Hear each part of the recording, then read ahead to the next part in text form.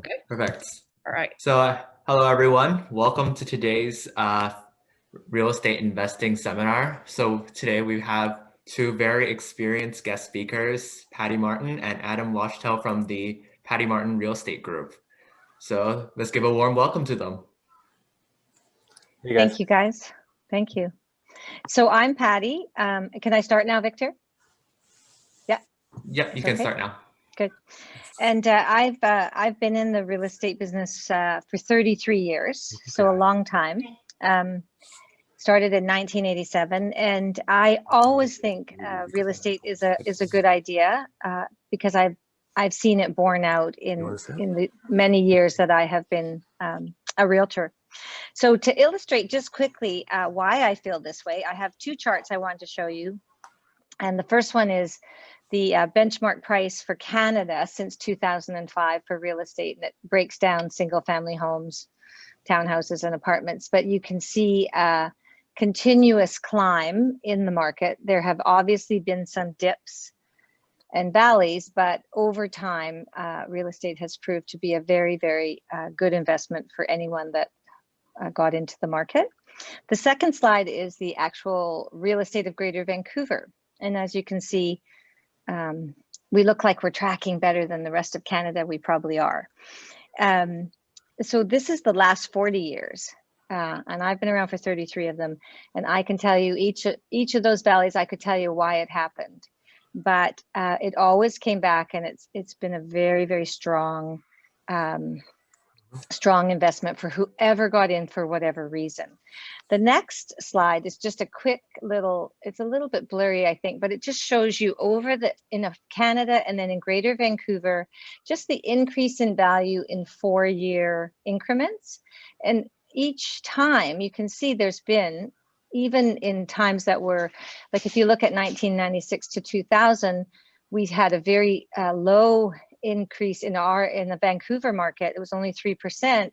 That was because Hong Kong basically said, China's not going to take us over here. So a lot of Hong Kong people went home, and that kind of slowed our Vancouver market. But as you can see, it rebounded right to 2004. We saw a 26% increase, and then to 2008, a 59% increase. So those are just prices, and that's a very obviously very good investment. So in real estate, people, I've helped people increase their wealth and their personal wealth just simply by buying their own home. Like they didn't have to invest any more than that. And, certainly 33 years ago when I started, I don't think I thought of home buying as an investment. I thought of it as a place you live. But what happened was, of course, that real estate increases in value. So, somebody that bought a home 25 years ago, and they're going to retire, and they want to do something different with their life. They don't need the big house. They're selling their home for a fair amount of money, and then taking, maybe $500,000 to $700,000 off the table, which has now become their retirement income. And this forced savings that they entered into just to have a home and not be paying rent, but paying their own mortgage, ended up being a very good move for them. Like just by that one thing, they became wealthy and had wealth to live off of because of that decision that they made. The next level of investment is where somebody has their first home, and they've maybe paid it off. They're sitting on a lot of equity in a home, and they're wondering what to do. They might have some money invested in the stock market, but they want to diversify, and they'll come to us and talk about perhaps buying a piece of real estate. And that's a very safe investment, because of course you're maybe taking equity out of your home for the down payment. That equity that you take is all tax deductible because it's an investment. And then you buy a property which rents presumably for close to what you owe. In Vancouver, that's a little harder to do. And then, you pay it off in time through that person paying the rent. In Vancouver, the one thing I want to just stress is we're a little different than some small town in Saskatchewan or maybe even Edmonton, Alberta. There you're going to buy a rental property that probably isn't going to take off in value in the same way that we can. Our market tends to be a bit more jumpy, but there you're going to have a very, very low investment in terms of what you initially put in, and then the rent will more than cover the costs that you have, which are your mortgage and maintenance fees and taxes and things like that. So that's really just passive income. That's one reason to buy investment property. The other is, like in our Vancouver market, so that you have a foothold on a rising market, and maybe you don't make money or you don't cover your costs completely on that rental, but we know that over time, the value of the property is going to more than make up for that. So we always say you have two reasons or two ways to invest. One is the passive income, one is the uptake. Remember that generally you don't get to win at both of those, right? It's either one or the other. And then the third type of investor is somebody that already owns property. And by the way, I'm very conservative. Adam doesn't share my, I'm old, so Adam doesn't share my conservative beliefs. But I always say to them, I say to everyone that works for me and everyone that comes to me, you own your own home first. One home, just own one. Then you can buy all day long. But there are people that, and certainly in the last 10 years, who have own their own home, have a mortgage, and then they still borrow against their home to, or find other places to find a down payment, and then own an investment property. That's riskier because now you have two payments to make if something goes wrong. And we only need to look to COVID to remind ourselves that the world is not perfect and that some things, some balls do come at us with a left curve. And so it's a riskier type of investment when you do that. And now I am going to hand it over to Adam so that Adam can spell out how and why you might, or how you might figure out what you're doing in terms of buying. Hey guys, just to give you a little background, I've been in real estate for 11 years now. I started with the Urban Land Economics program over at UBC, and that's where I got my foundation in real estate investment and analysis. And then from there, I worked with developers looking at land to acquire, but ultimately looking at the cash flow that a particular investment could produce. So one of the things that we talk, oh, and I'll just back up. If anybody has any questions, because I can't see everybody, just turn on your mic, interrupt me, stop me, ask a question. Patty and I will happily answer, because we don't just want us talking here. We want it to be interactive and fun, and that's probably the best way I see people grow is when they're part of the conversation. So this is a modified presentation. It's what we present to our clients as well, with a few slides removed and a few slides added. When I'm talking to our clients about investing in real estate, obviously the goal is to make money. Long-term, hopefully it's to create generational wealth. I mean, everybody wants to have that income, but at the end of the day, real estate is meant to be a long-term play. And the longer you are in the market, the longer and more chance you have of meeting all those big upticks that we saw in Patty's graphs. So there are four main key areas that I'm looking for in an investment property. And so the investment property that I'm looking for is a residential investment property, because commercial is kind of a completely different ballgame, and it's another level. So first and foremost, these are the four criteria. So we were looking for population in the particular area that you're renting, whether it's Greater Vancouver, Calgary, Edmonton, smaller town. We're looking at employment levels, because we want people to be able to pay the rent. And if they have jobs and good jobs, then they can pay the rent. Maybe they can pay more rent. We want to see supply and demand. So vacancies, what's the vacancy rate for rental housing? And then prices. So we're looking at two things. We're looking at the actual cost of the house, the condo, the townhouse, and then what rent can it actually produce. So first, if we're talking about population, so this is a chart taken from StatsCan, and we're looking at the population growth in British Columbia, but more specifically, Greater Vancouver in the next 10-ish years, so up to 2036. And they're expecting nearly 1 million people coming into Greater Vancouver. And I can tell you right now, we don't have the housing for all these people. So right away, we have a supply and demand issue. But more importantly, how are these people going to be paying for any type of real estate? If they're actually owning it or if they're renting it, how are they going to pay for it?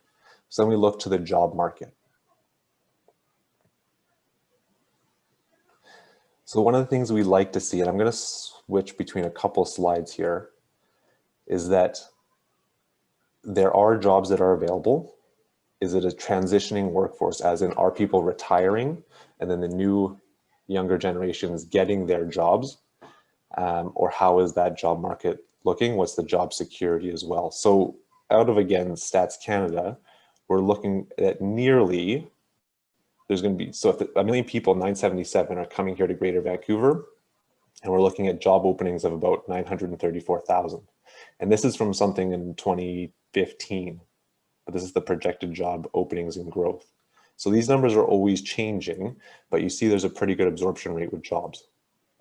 So people will have the capability to hopefully pay for that rental property or pay for their own home. So whichever way they want to go. So those are two of the main things that we want to see. We want to see that there's people in the city, it's a in-demand city, and that people have the jobs to pay for. So like, here's a contextual thing. We're looking at buying a condo in Vancouver. We're looking at a trendy area. So let's look at False Creek, let's look at Yaletown, and let's look at the second best neighborhood in Greater Vancouver, which is Mount Pleasant, Vancouver East. What are the main employers in that area? Within the vicinity, give me like a 10-kilometer range. Does anybody have an idea? Tech companies in downtown. Okay, name two of the tech companies. Microsoft, Amazon. Okay, does anybody know another one? It's a Canadian one. Has anybody heard of Hootsuite? Right. Okay, so Hootsuite is a massive tech company for social media platforms, and they pretty much bought half of a building downtown along Great Canada Way, and Samsung's going in there right now. So you have a tech hub that's going in that kind of Northeast False Creek Flats. Is anybody aware of a massive infrastructure construction project that's going on in the area?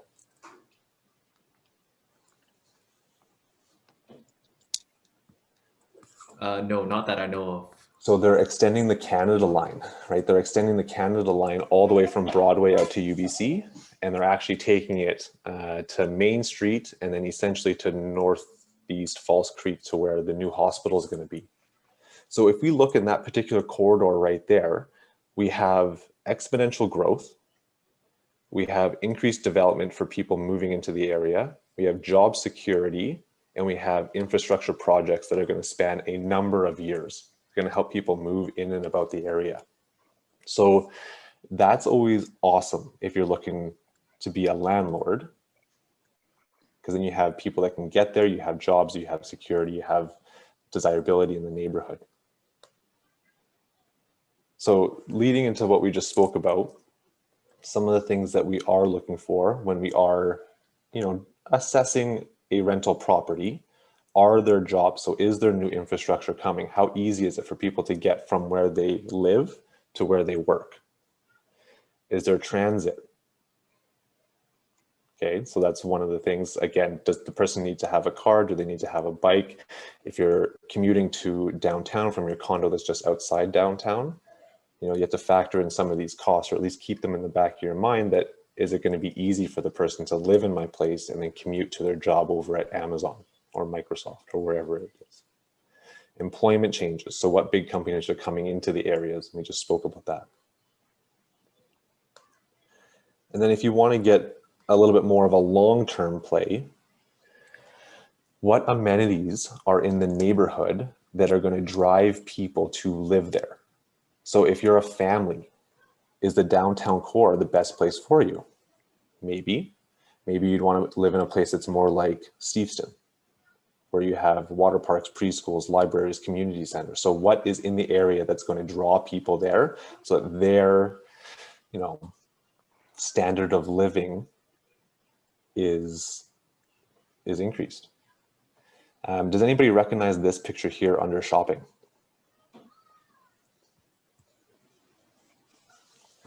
Is that Oak Ridge Mall? Bingo. So if anybody's driven by Oak Ridge, it's a massive hole in the ground right now. And this is the proposed drawings of what Oak Ridge is going to look like. So again, with Oak Ridge and shopping, massive shopping center, they're putting in thousands of homes into the area. You're right by Canada Line. It's pretty convenient to get downtown into Richmond. From there, you can get into Surrey or Burnaby or wherever you want to go. So this might be an area that would be worth looking at. And then again, with amenities, we're looking at recreation and entertainment, right? So you don't want to be too far on the outskirts where the person is always commuting in to do anything for work or recreation. They want to kind of have it at their doorstep. And we notice that the way people are living now, everything's kind of biking, walking distance now. But again, those are just factors that we're looking at to assess what would be a good rental property. Does anybody have any questions about that? Okay. So next we're looking at supply and demand. So what are the economics around a rental property? So in Vancouver, everybody has always been hearing that there's low vacancy rates, but really what does that mean? Are they just being absorbed, as in people are renting them, or are we at a serious supply and demand issue? So what we're looking at here is the actual rental stock minus the rental units required to achieve a vacancy rate of 3%. And 3% is kind of your benchmark of equilibrium. It means people can rent a place and get a place rented with relative ease. And so you're noticing that the only place that has a surplus in rentals is Calgary. All other major metropolitan areas have a deficit. And I'll explain these numbers as we progress into our slides.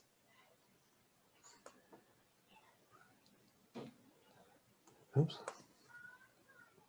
So again, from RBC Economics, what their studies have shown is that between 2019 and 2023, the annual increase in renter households is increasing 9,400 households every single year. So what that means is that while our renter population is increasing, probably due to the cost of housing, we need to also be building housing that's going to accommodate these families at the same pace. Otherwise, there's going to be a massive supply and demand issue. And once you have too much of a supply and demand issue, as in too much demand for the housing and not enough supply, then your pricing can get way out of whack. It's great for a landlord. You're always going to have a tenant in there. It's not so good for the tenant. But if we look at Toronto, like 22,000 units a year of renter households, like that's out of control.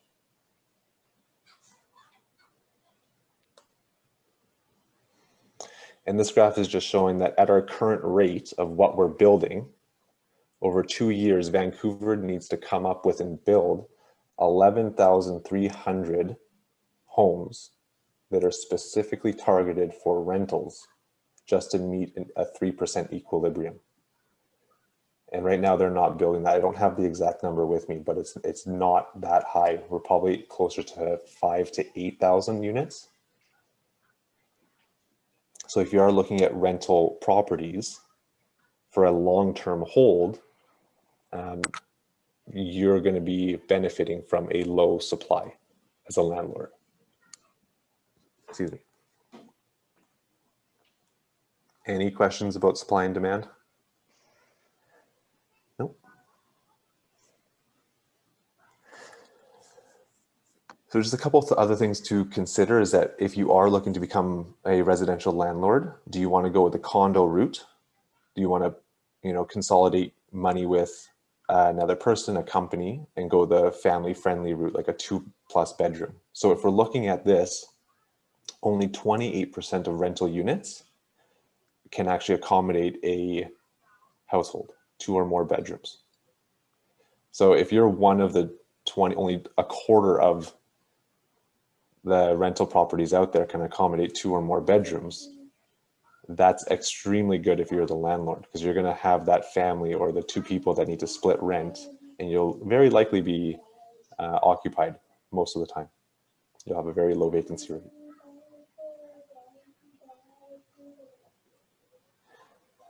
And this here just shows where Vancouver sits in terms of your vacancy rate. So for rental apartments, that's actually government rental, like subsidized rentals.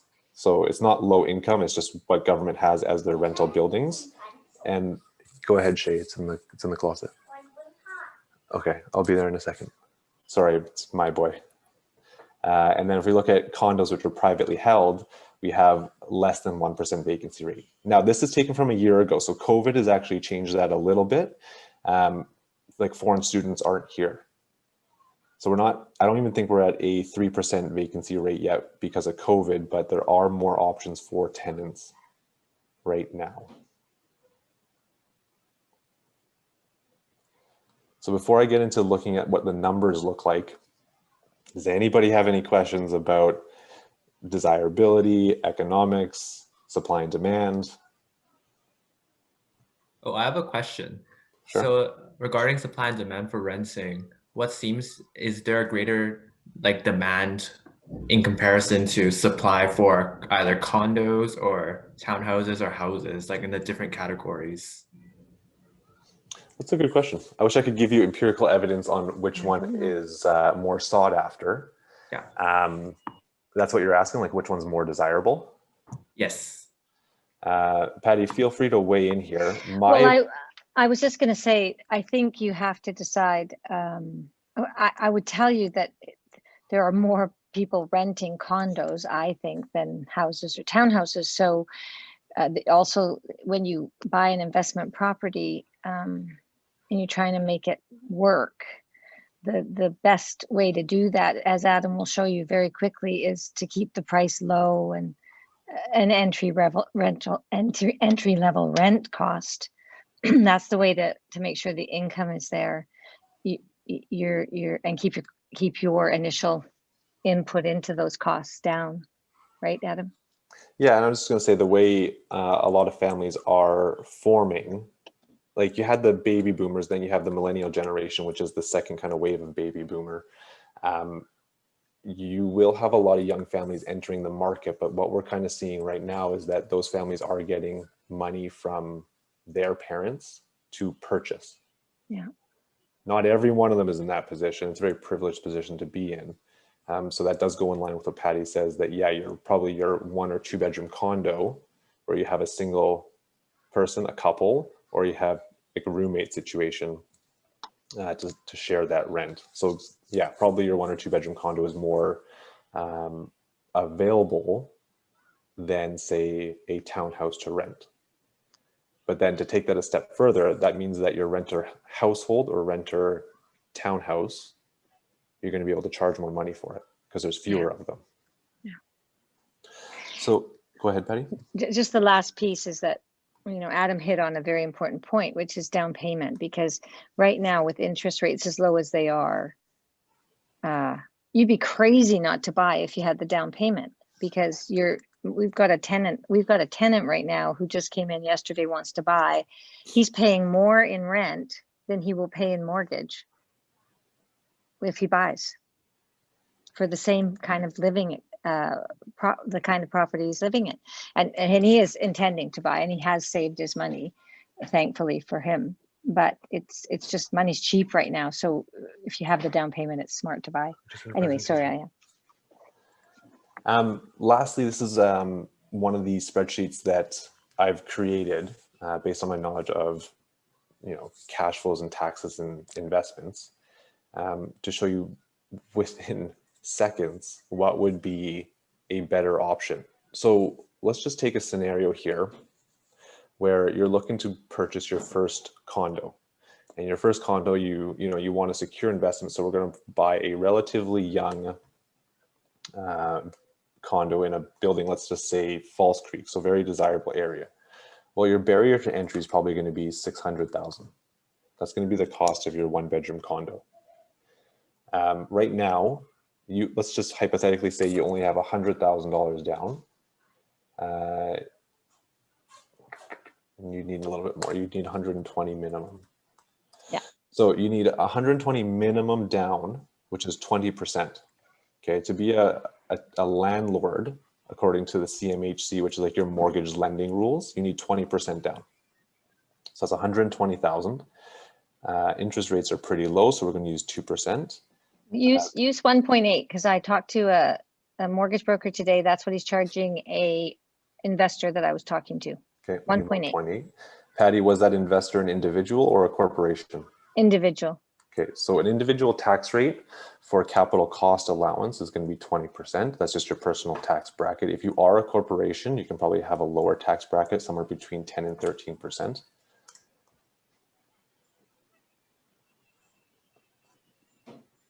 Okay, that looks good.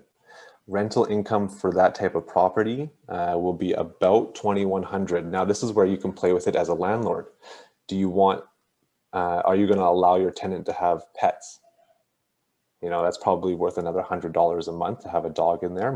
I find that most landlords don't allow pets because I've heard absolute horror stories, but we're a nice landlord, so we'll allow it. So we'll do $2,200 in rent. Some of our expenses here, your property taxes. You do have to pay for your insurance, and you're going to have to cover a strata fee. So every single year, you're paying $6,500 a year just to cover your basics. So now we look at our cash flow. So at $2,200 rental income a month, we're making $26,400 a year. We have our fixed expenses of $6,500 a year with a net operating income of $19,900.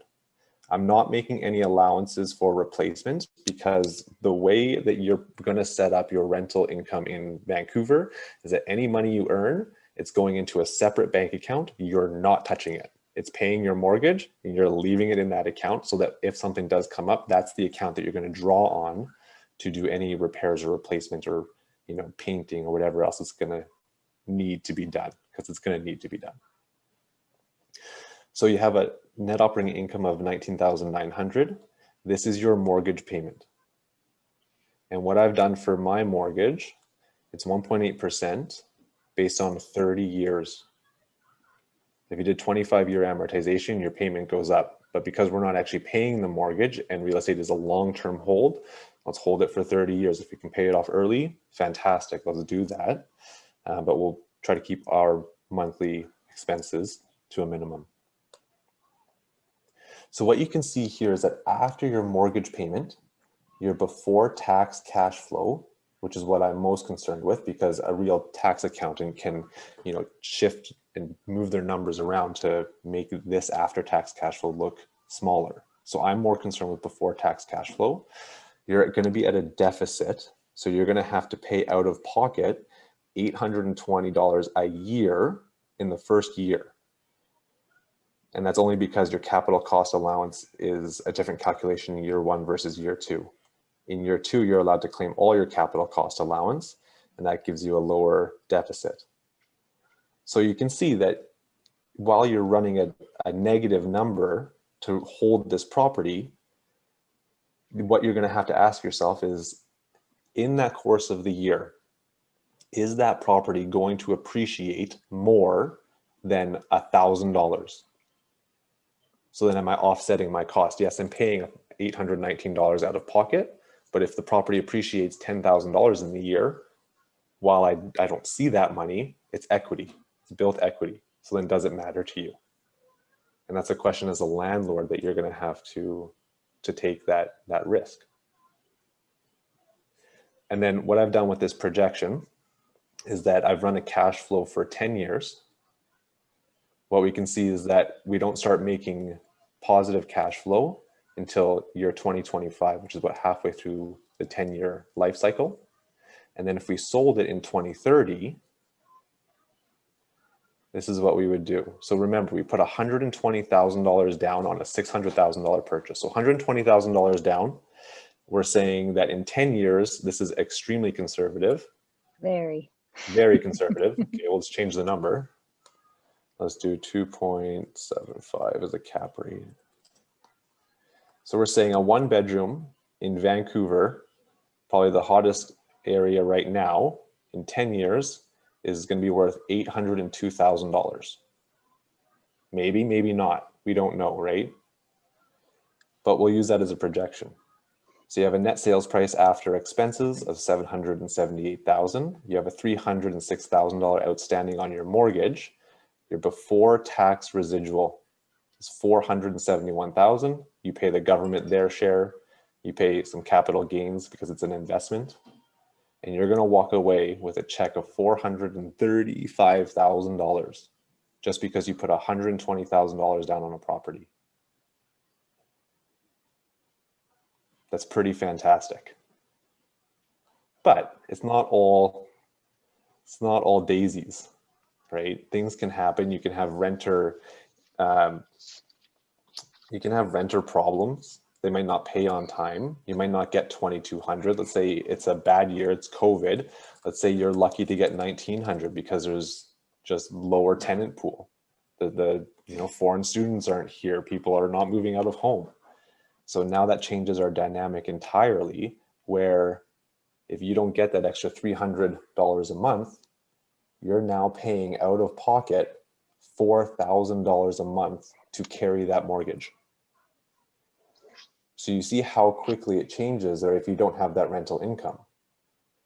Okay, so let's say again, it's a bad rental market. Jobs aren't here, employment's not there, you don't have the amenities, things are shut down. But I still really want this property because I think that in 10 years time, it's going to be a fantastic area.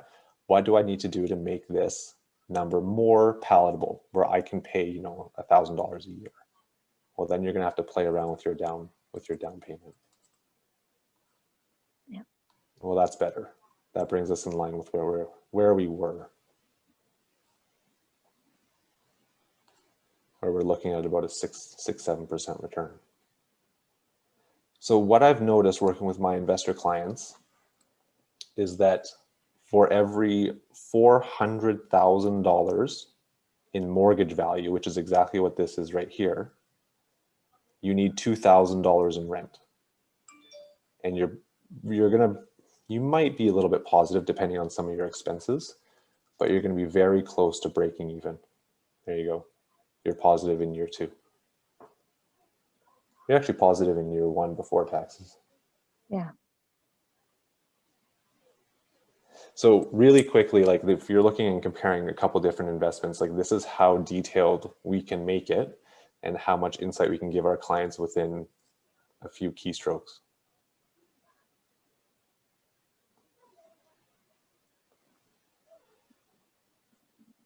Okay, guys, that's all I have to say.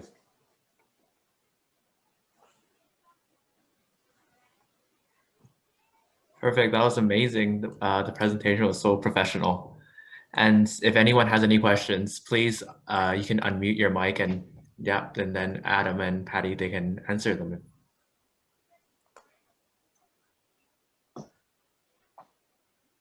Oh, I actually have a question. So when you're buying real estate, would it be better to consider buying like a detached house or like a duplex or like a condo? Like which one would be ideal for what type of person? Do you want me to take that, Adam? Yeah, sure. So what I always say is not like, it's really interesting. People try to peg which part of the market is going to go up the quickest. And it's a very difficult thing to do. Like some years, 1-bedroom apartments are hotter than 2-bedroom apartments. And some years houses are incredible and condos do nothing. I mean, if we look at from 2012 to about 2017, condos were pretty flat. Nothing really changed. But in 2017, it went nuts and condo prices raised, probably 30 to 45% over a 1-year period. So if you'd bought in 2015, you won the lottery.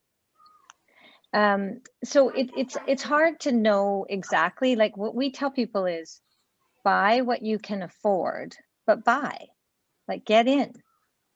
And then move yourself when it's advantageous. So it might be, I try to tell people real estate is a 5 to 7 year Interval. It seems to be a 5 to 7 year chance that you'll then make money. But if you make money by year 2 and your whole housing needs have changed, then move. It's like stocks. Don't fall in love with them. If they've made you money, move on. There's nothing wrong with that. I mean, it's still your home, and if you love it, that's fine. But if you're trying to get ahead in real estate, then you have to move. I mean, I started 33 years ago with a very small 1-bedroom apartment, and I own a lot more than that now, right? Because I moved whenever I could, whenever the time was right, whenever the money seemed the right thing to do. That's what I did. And I've advised my clients to do the same. And Adam's doing the same. Adam has moved a couple of times already, and I'm sure he'll move very soon. Hope so. But you watch the market, right? And you pay attention. So buy what you can afford, but buy.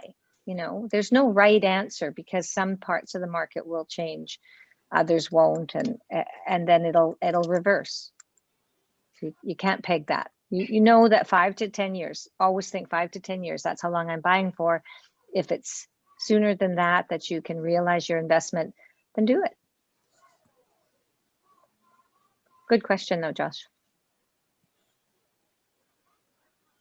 Also, one more question is about, as Adam mentioned before, about the mortgage. Is it difficult for banks? Like, what is the bank's criteria for like mortgages, like income?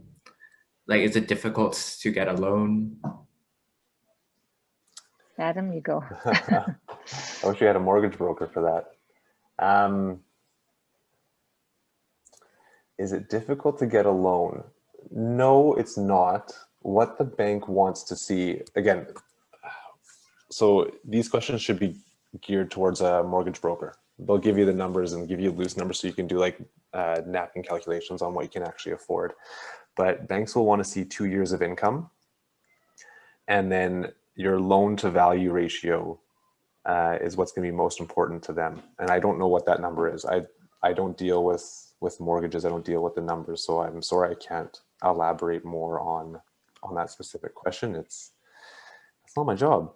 It is more difficult right now to get money. There's more regulation around lending money ever since 2008, and then other issues that have happened in the past 10 years. So there are greater regulations about how much people can afford. When I started in real estate, if you had half down, if you had half of the money down and you weren't working, you could get a mortgage. But today that's not the case. Today, you must be able to support with income the payment that you will be making every month. They have to be able to see that. And it's generally 30 to 40% of your gross income that they would mortgage. Oh yeah, and Sean asked the question, what do you think is the best place internationally to invest in real estate? Well, we're biased. Yeah, I mean, Vancouver's been fantastic the past few years, but it depends on what your risk tolerance is. I've seen people, like, for $400,000, you can't get a whole bunch in Vancouver. But I've seen people take $400,000 and buy a modular home park in Whitecourt, Alberta, and rent everything and rent 10 pads out and make an absolute ton of money. So just to look at it on a world and global scale is difficult. What I would do is, again, look at the 4 fundamentals that I showed. And as long as these 4, can you guys see the population growth screen that I have? Yep. As long as you guys, wherever you're renting, as long as these values are in the favor of a landlord, you're going to be in a very good position. But right now, Vancouver has shown, if we just look at nationwide, Greater Vancouver has had the most growth.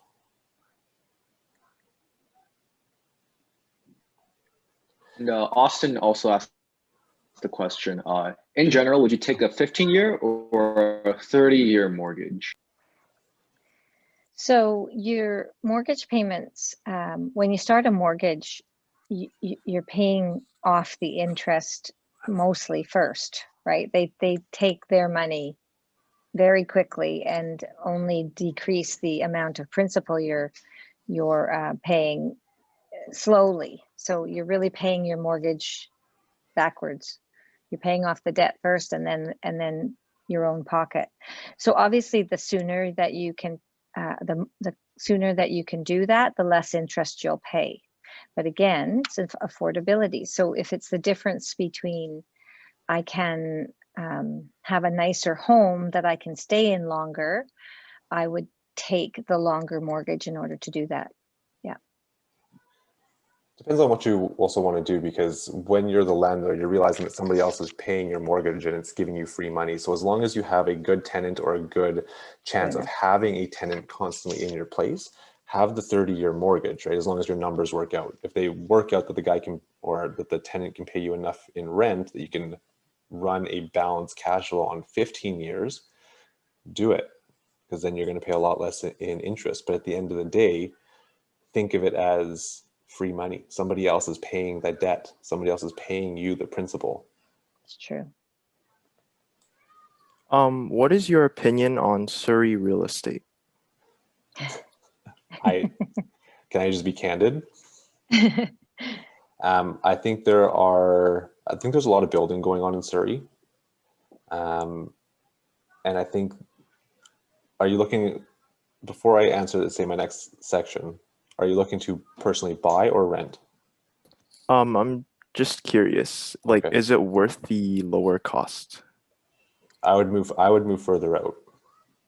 I think there's more opportunity for growth in other cities and municipalities than Surrey. And Surrey's like a huge, like it has so much land, right? Like we always talk about Richmond just as an example, or Vancouver. There's limited places that you can build, but Surrey has these swaths of areas that are yet to be discovered. And so that does sometimes flood markets, right? Too much of a good thing is sometimes too much of a good thing.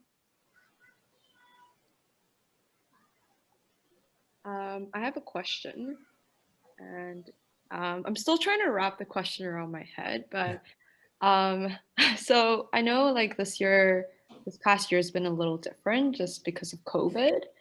I'm just curious, like, what your opinion is on like which property would be the best to invest in, where we're actually taking full advantage of it, just based on like how this year has been going. Is that like, for example, like for example, buying a house or like apartment, or it's like a very, Is this for you, or like a completely hypothetical situation where if I had my choice on what I would buy, like, or when? yeah, When?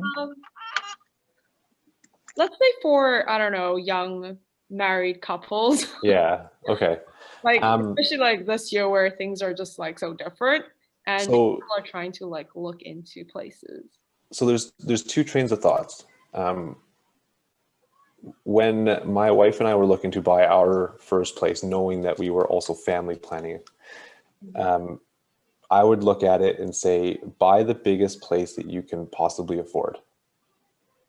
Okay. If that's a 1-bedroom, 2-bedroom, 2 and den, 3-bedroom townhouse, whatever it is, buy Absolutely. that you can afford, because you're going to be there, you're going to grow into the space.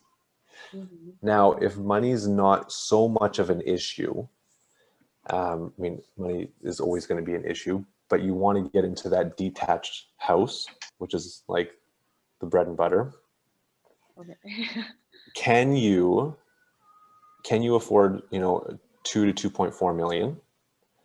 And then if not right away, is it possible to have a house with a suite in the basement and then a rental in the coach house?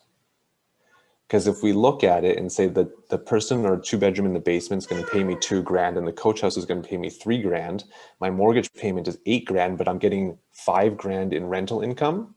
Well, my $3,000 that I had to pay for a townhouse and mortgage is now buying me this house, and I'm subsidizing that with $5,000 a month in rental income because I was fortunate that I could suite a basement and get somebody into the coach house. And then once you've built enough equity from that, move and get a house that you can now take over more of the space. Okay. So that sort of leads to the story when you guys were saying you would buy when it's like a good time and just keep moving. So the thing again, like to try Guys, to time. I'll be right back. Give me 1 second. Yeah, to try to time a market. Yeah, he's got to get his other baby. You see, we are a all-inclusive real estate company here. We love families. We respect that people have children, so everybody gets to work wherever they need to. When with timing markets is really difficult. Like it's impossible, right? You cannot decide it. I always tell people, buy when it's right for you. Have that 5 to 8 year thing in mind. Some days are better than others. If you bought in 2001, no, actually, yeah, 2001. No, if you bought from 1997 to 2001 in Richmond, you probably times your initial investment times 5. Okay, that's just what You're happened. talking about a house though, right, Patty? Like Well, I'm talking about anything Yeah, that was for sale because the market was scrummy. But we've become so used to our markets continually going up because we've had such demand here that we think that it's a 2 year or a 3 year thing. We should be making all this money. Well, some days we do, some days we don't. So I think that you buy when it's right for you. And as a secondary part, you watch the market and make the moves when the time is right. Yeah. But you get in first. That's the key. You must get in first, whether it's a investment property or a personal home. Yeah, I'm gonna elaborate on that too, and just say like your house should always be your home first and foremost. And then once you have that taken care of and you are secure in either income or housing, then look for that investment property. Yeah. Just as an aside. Yeah. Okay, thank you.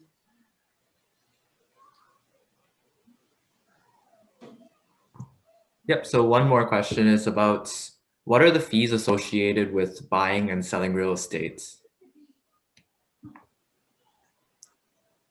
Well, when you buy real estate, you have to look at, depending on if you've owned before or the price, you have to look at property transfer tax. So if you've owned before, you have to pay it. But the threshold, Adam, is if you haven't owned before. So if you want to buy irrespective of buying before, if you're buying a pre-sale up to $750, you're exempt from the property transfer tax. If you're buying a used property up to, I think they just changed it to 500, and you're a first-time buyer, then you're exempt from the property transfer tax. And property transfer tax is 1% on the first 200,000 and 2% on the balance of the purchase price. And then 3% over 2 million. Yeah. And then what other costs? So your other costs are if you're buying, you have to think about a legal fees, which would cost probably about $1,200 to $1,500. Yeah. So that's for conveyancing. That's to transfer property into your name. Mortgage costs, depending on who you're dealing with. Most mortgage brokers will throw in the appraisal fee these days, so there isn't any cost. And you get all our great advice for free because the seller pays us, thankfully. With a disclosure that they know we're representing the buyer. And then if you're selling, it's pretty much the opposite. The seller pays a realtor's commission, and that's split between both realtors. If it's your principal residence, there's no capital gains. If it's an investment property, there would be capital gains, and that's based on your tax bracket. You're still going to have a legal fee, and then you're going to have moving costs on both sides as well. Yeah.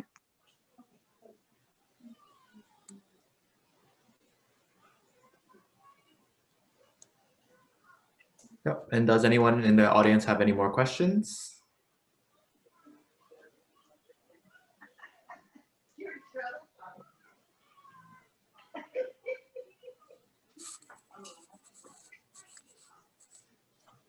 Yep, and I think that's it. So thank you so much to Patti and Adam for coming today to give us this detailed presentation about real estate investing.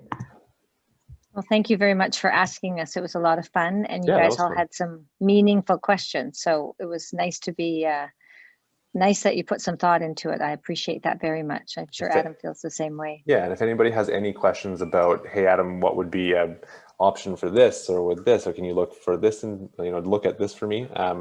I'd honestly be happy to do it. There's no expectations whatsoever. Reach out. Always happy to help and help you guys with a number or a mortgage, or if you guys need a contact for anything related to real estate, give us a call because we have pages of people that we trust and use every day. Yeah. Yep, And so Adam you can guys, put, yeah. Adam can put any numbers in those spreadsheets you need. Yeah. So everyone, if you guys ever need a realtor, you got Patti and Adam. Thanks, guys. Thank you very much. Thank you so much. Have a great day. Lovely to meet you. Thank you. Yes. you. Bye-bye. Thank you. Oh, wait. Oh, sorry. Oh, I see Oh. everybody now. Oh, no, I that's missed okay. that.